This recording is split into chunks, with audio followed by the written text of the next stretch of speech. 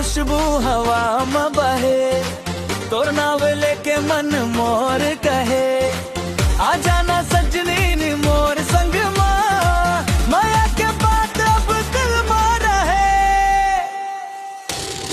गर्मी के दिन ना गोरे मिले बारे आवे ना गोरी धीरे धीरे, तोर हंसी में बस गए मोर जिया, अब तोर बिना नहीं लागे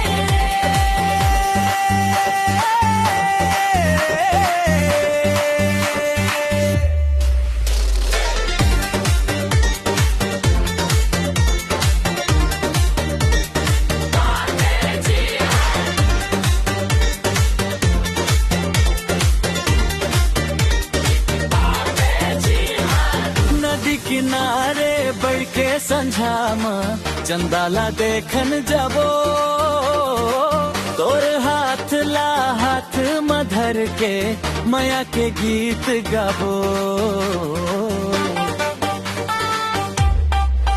तोर पायल के छनछन आवाज रात भर मोला जगा थे, तोर सुर का माये पागल दिल सपना नावा सजा थे। गर्मी के दिन माँ के पेड़ तले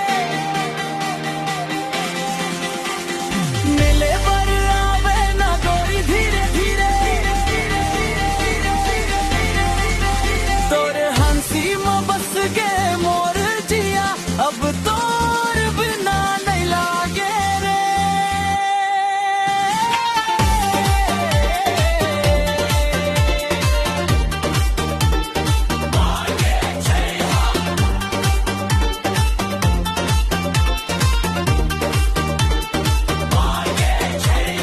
बरसत रहे चाहे गर्मी हवे, संग तोर निभाहूं मैं, दुनिया चाहे कुछ हो कही दे, तोर संग मुस्काहूं मैं।